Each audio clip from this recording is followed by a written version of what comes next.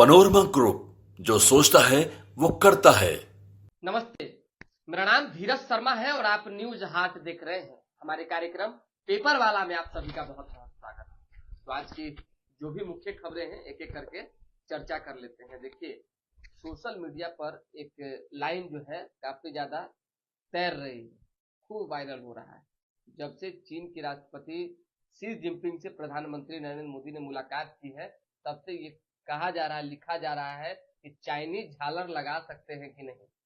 साफ साफ बताइए, अब क्या होगा नहीं होगा, क्या कर सकते हैं नहीं कर सकते, ये तो आपके विवेक पर डिपेंड करता है। लेकिन खैर, इस लाइन की चर्चा थी तो हमने आपको बता दिया।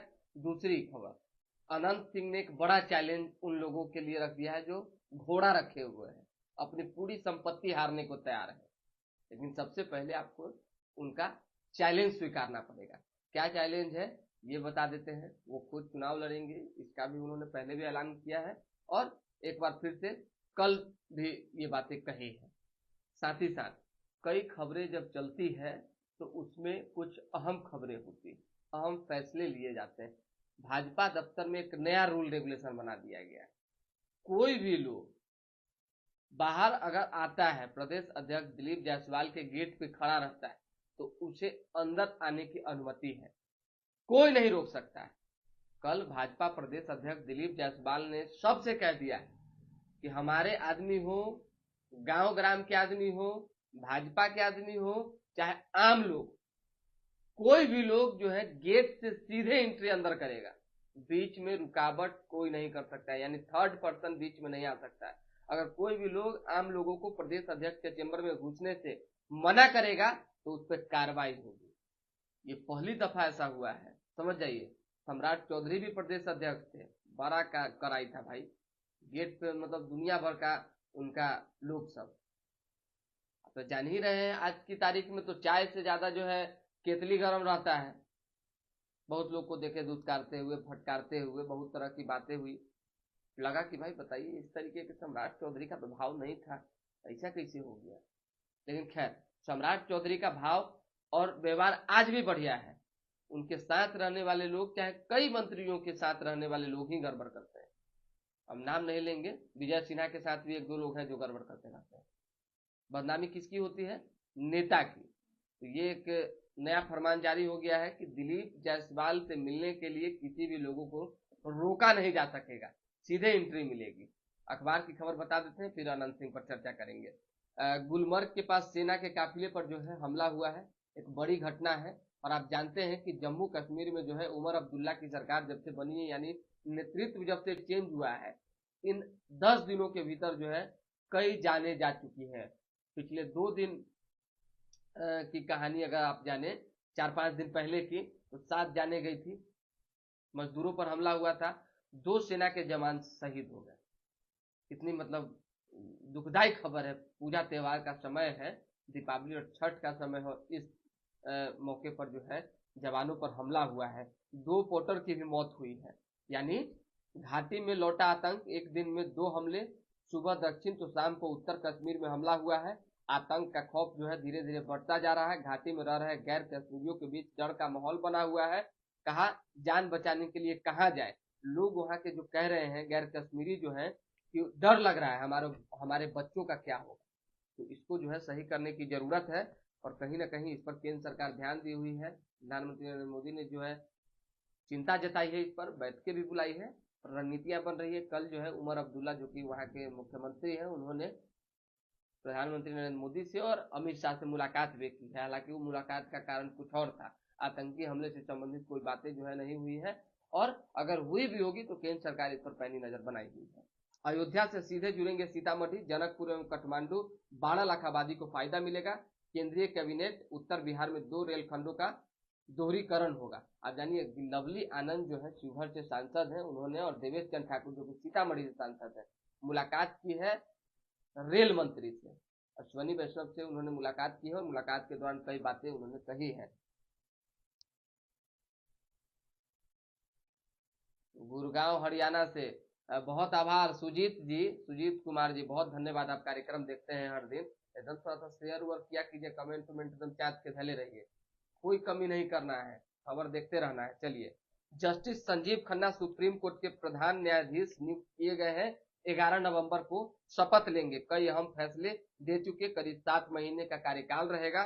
कौन जस्टिस खन्ना है, ये थोड़ी जानकारी आप रख लीजिए। सुप्रीम कोर्ट के जज रहे हंसराज खन्ना के भतीजे हैं। 1983 में दिल्ली बार काउंसिल में रजिस्ट्रेशन कराया। 2005 में दिल्ली हाई कोर्ट के एडिशनल जज बने।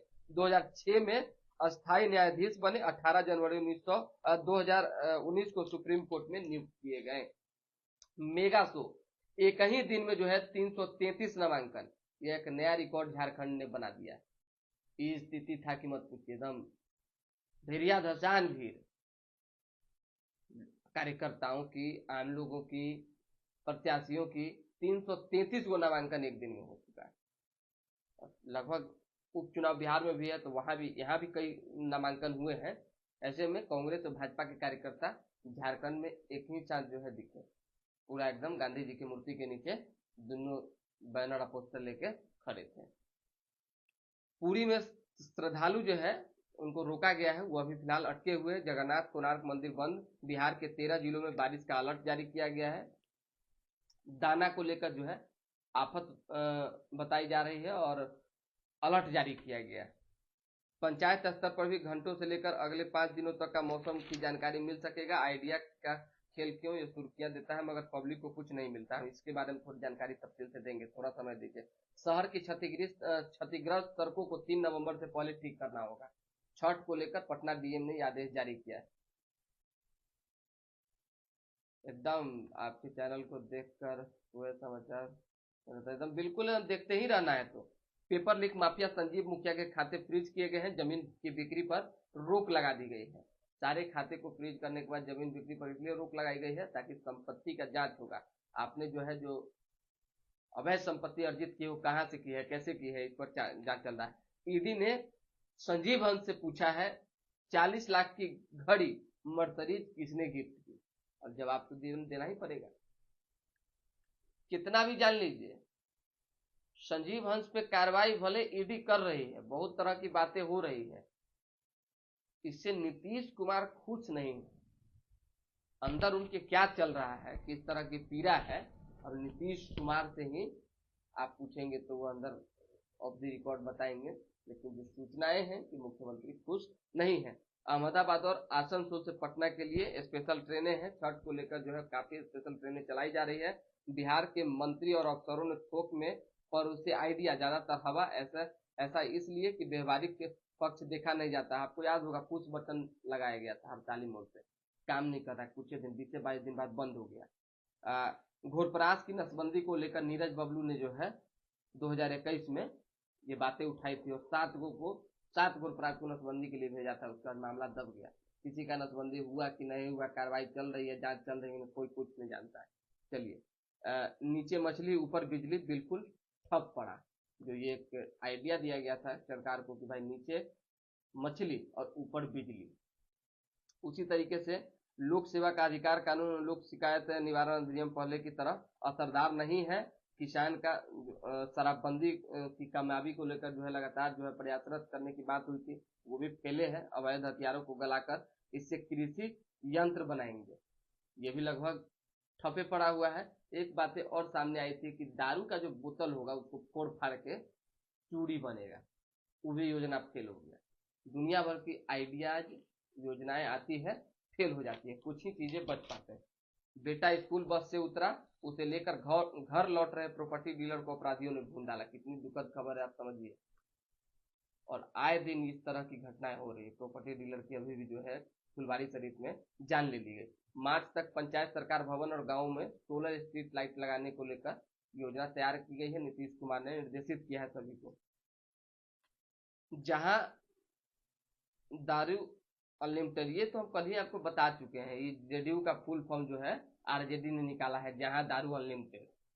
अब नीरज कुमार जो कि जेडीयू के मुख्य प्रवक्ता है, उन्होंने भी फुल फॉर्म आरजेडी का निकाल दिया है, राष्ट्रीय जहरीली दल। समझ जाइए जो उन्होंने कहा है। ये आरोप प्रत्यारोप चलते ही रहता है। बाइक सवार बदमाशों ने 2 महिला को चेन झपटी, कल भी बताए थे चेन झपटने की घटना। रैंकिंग में पिछड़ा पटना, सप्ताह में कम से कम एक बार स्कूल का निरीक्षण जरूर होना चाहिए।